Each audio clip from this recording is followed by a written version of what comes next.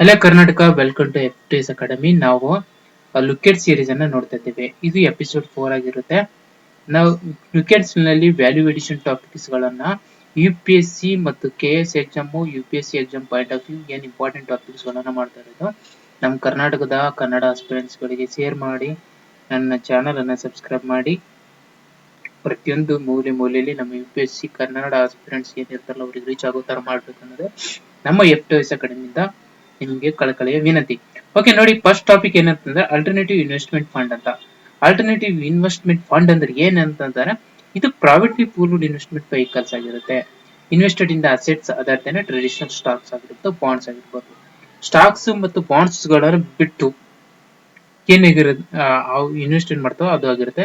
ಇದೇನಾಗಿರ್ಬೋದು, for example private equity ಆಗಿರ್ಬೋದು, hedge fund ಆಗಿರ್ಬೋದು, venture capital ಆಗಿರ್ಬೋದು, ಇನ್ಫ್ರಾಸ್ಟ್ರಕ್ಚರ್ ಫಂಡ್ ಆಗಿರ್ಬೋದು. ಇವೆಲ್ಲ ಏನೋ ಆಲ್ಟರ್ನೇಟಿವ್ ಇನ್ವೆಸ್ಟ್ಮೆಂಟ್ ಫಂಡ್. ಯಾವ ಬಿಟ್ಟು ಸ್ಟಾಕ್ಸ್ ಮತ್ತು ಬಾಂಡ್ಸ್ ಗಳನ್ನ ಬಿಟ್ಟು ಏನಿರುತ್ತೆ ಅವು ಏನಿದೆ ಅಂತಂದ್ರೆ ಇದು ಸೆಕ್ಯೂರಿಟಿ ಸೇಬಿ ಏನಿರುತ್ತಲ್ಲ ರೆಗ್ಯುಲೇಟ್ ಮಾಡುತ್ತೆ. ಸೇಬಿ ರೆಗ್ಯುಲೇಟ್ ಮಾಡುತ್ತೆ, very very important. SEBI regulate ಮಾಡುತ್ತೆ. ಸೇಬಿ ಗವರ್ನ್ ಮಾಡುತ್ತೆ ಅಲ್ಲ, ಅದು 2012 ಬಂದಿರುತ್ತೆ. ಇನ್ವೆಸ್ಟ್ಮೆಂಟ್ ಪೂಲ್ ಫಂಡ್ ಇದು. Fund manager investor state strategy ಅದೇ ತರ ಮಿನಿಮಮ್ 1 crore ಇನ್ವೆಸ್ಟ್ಮೆಂಟ್ ಇರುತ್ತೆ. 25 lakh for employees and director ಆಗಿರುತ್ತೆ. ಕ್ಯಾಟಗರೀಸ್ 1, 9, 2, 1, 2, 3 ಅಂತ ಕ್ಯಾಟಗರಿ ಇದೆ. ಕ್ಯಾಟಗರಿ 1 ವೆಂಚರ್ ಫಂಡ್ಸ್ ಬರುತ್ತೆ, ಇನ್ಫ್ರಾಸ್ಟ್ರಕ್ಚರ್ ಫಂಡ್, ಏಂಜಲ್ ಫಂಡ್ಸ್ ಬರುತ್ತೆ. ಕ್ಯಾಟಗರಿ 2 ಪ್ರೈವೇಟ್ ಇಕ್ವಿಟಿ ಬರುತ್ತೆ, ಡೆಪ್ಟ್ ಫಂಡ್ಸ್ ಬರುತ್ತೆ ಮತ್ತು ಹೆಡ್ಜ್ ಫಂಡ್ ಥರ್ಡ್ ನಲ್ಲಿ ಬರುತ್ತೆ.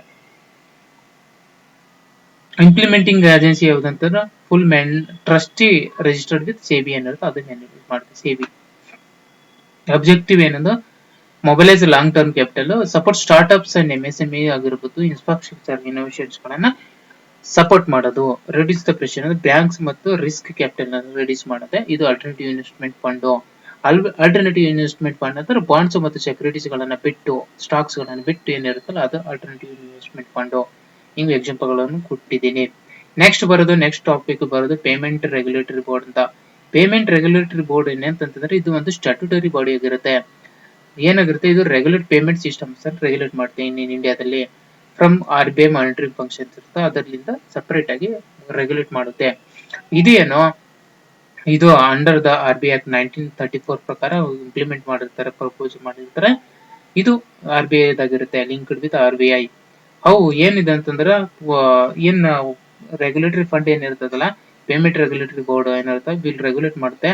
ನೆಕ್ಸ್ಟ್ ಡಿಜಿಟಲ್ ಪೇಮೆಂಟ್ ಮುಖಾಂತರ ಮಾಡುತ್ತೆ, ಪೇಮೆಂಟ್ ಸರ್ವಿಸ್ ಪ್ರೊವೈಡರ್ ಗೆ ಮುಖಾಂತರ ಮಾಡುತ್ತೆ, ಫಿನ್ಟೆಕ್ ಪೇಮೆಂಟ್ ಎಂಟಿಟೀಸ್ ಇರ್ತದ ಅದ್ರ ಮುಖಾಂತರ, ಮತ್ತು RBI ಗವರ್ನರ್ ಚೇರ್ಪರ್ಸನ್ ಆಗಿರ್ತಾರೆ. ಬೇರೆ ಎಲ್ಲ ಮೆಜಾರಿಟಿ ಮೆಂಬರ್ಸ್ RBI ದವರೇ ಆಗಿರ್ತಾರೆ. ಈ ಇಂಪ್ಲಿಮೆಂಟಿಂಗ್ ಆರ್ಗನೈಸೇಷನ್ ಯಾವುದು ಅಂತಂದ್ರೆ ಇದು RBI ಆಗಿರುತ್ತೆ. ಫುಲ್ಲಿ ಆಪರೇಷನಲ್ ಆಗುತ್ತೆ. ಅಬ್ಜೆಕ್ಟಿವ್ ಏನು, separate money monetary policy from payment regulatory separate ಮಾಡೋದು. ಮತ್ತು overnight basis digital payment ecosystem ಅನ್ನು ಇಂಪ್ರೂವ್ ಮಾಡೋದು.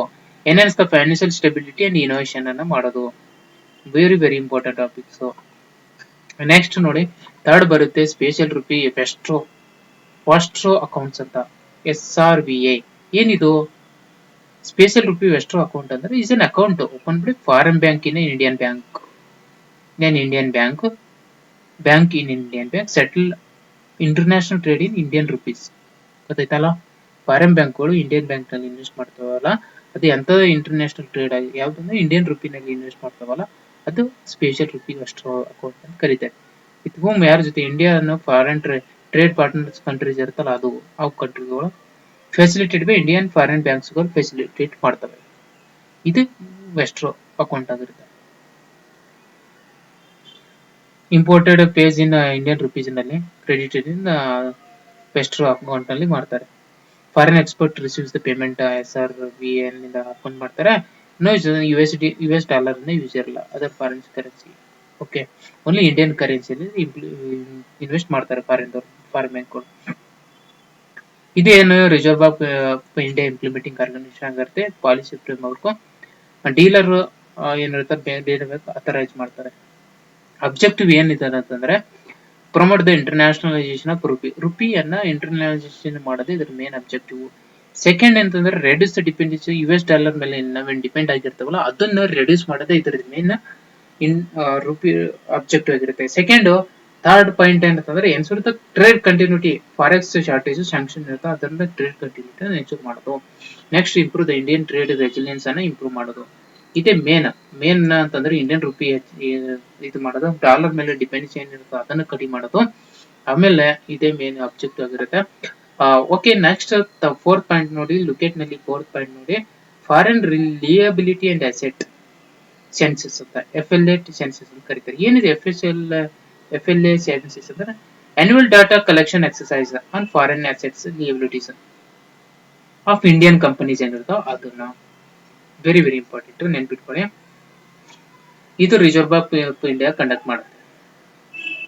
Indian company effective return every year ಮಾಡ್ತವೆ. FDI ಕವರ್ ಆಗಿರುತ್ತೆ ಇದರಲ್ಲಿ, ಮತ್ತು ಓವರ್ಸೀಸ್ ಡೈರೆಕ್ಟ್ ಇನ್ವೆಸ್ಟ್ಮೆಂಟ್ ಆಗಿರುತ್ತೆ. ಇದು reference date 31st March consider ಮಾಡ್ತಾರೆ. ಇದು ನೆನ್ಪಿಟ್ಕೊಳ್ಳಿ, ಡೇಟ್ ಕೂಡ ನೆನ್ಪಿಟ್ಕೊಳ್ಳಿ, ಯಾಕಂದ್ರೆ ಆಪ್ಷನ್ ಅಬ್ಜೆಕ್ಟಿವ್ ರಿಮೂವ್ ಮಾಡುವಾಗ ನಿಮ್ಗೆ ಹೆಲ್ಪ್ ಆಗುತ್ತೆ. RBI ಇಂಪ್ಲಿಮೆಂಟಿಂಗ್ ಆರ್ಗನೈಸೇಷನ್ ಆಗಿರುತ್ತೆ. ಓಕೆನಾ, department of statistic information management ಮಾಡುತ್ತೆ. ಅಬ್ಜೆಕ್ಟಿವ್ ಏನಿರುತ್ತೆ, India international investment position improve ಮಾಡೋದು. Second, meet IMF global report standards ಅನ್ನು ಮೀಟ್ ಆಗೋದು. ಆಮೇಲೆ DOB ಕ್ರೈಸಿಸ್ ಅನ್ನ ಇಂಪ್ರೂವ್ ಮಾಡೋದು. ಇದೇ ಮೇನ್ ಅಬ್ಜೆಕ್ಟಿವ್ ಇರುತ್ತೆ. ಇವೆಲ್ಲ ನಾವು ನೋಡಿದೇವಲ್ಲ, ಫೋರ್ತ್ ಏನು ಪಾಯಿಂಟ್ಸ್ ಗಳನ್ನ, 4 ಟಾಪಿಕ್ ನೋಡಿದ್ದೇವೆ. ರೆಗ್ಯುಲೇಟಿಂಗ್ ಬಾಡಿ ಯಾವುದು, SEBI, RBI ಅಂತ ಇರುತ್ತೆ. ಲಾಂಗ್ ಟರ್ಮ್ ರಿಸ್ಕ್ ಕ್ಯಾಪಿಟಲ್ ಆಗಿರುತ್ತೆ. IF ಪೇಮೆಂಟ್ ಬ್ಯಾಂಕ್ ಇರ್ತದಲ್ಲ, ಅದು ರೆಗ್ಯುಲೇಟರಿ ಬ್ಯಾಂಕ್ ಆಗಿರುತ್ತೆ. ಇದು ನೋಡಿ ಸೆನ್ಸಸ್ ಆಗಿರುತ್ತೆ, ಲಿಬಿಲಿಟೀಸ್ ಆಗಿರುತ್ತೆ. ಇದು ಜಸ್ಟ್ ಪಾಯಿಂಟ್ಸ್ ಬೇಕಾದ್ರೆ ನೀವು ನೋಟ್ ಮಾಡಿ ಪಾಸ್ ಮಾಡಿ, ವಿಡಿಯೋ ಪಾಸ್ ಮಾಡಿಬಿಟ್ಟು ನೋಟ್ ಮಾಡ್ಕೋಬೇಕು. ಈ 4 ಪಾಯಿಂಟ್ಸ್ ಲುಕೆಂಟ್ ನಲ್ಲಿ ನಾವು ಇಂಪಾರ್ಟೆಂಟ್ ಪಾಯಿಂಟ್ಸ್ ಗಳನ್ನ, important point for UPSC prelims exam 2024 which were held to be at May 24 ಗೆ ಇದೆ ಎಕ್ಸಾಮು. ಅದಕ್ಕೋಸ್ಕರ ನೀವು ಈ ಕ್ಲಾಸ್ ಗಳನ್ನ ಮಾಡ್ತಾ ಇರೋದು. ದಯವಿಟ್ಟು ನಮ್ಮ ಕರ್ನಾಟಕದ ಆಸ್ಪಿರೆಂಟ್ಸ್ ಗಳು ಶೇರ್ ಮಾಡ್ಬೇಕು ಅನ್ನೋದೇ ನಮ್ಮ ಆಸೆ. Okay friends, next class next episode ನೋಡೋಣ. ಓಕೆ, ಬಾಯ್.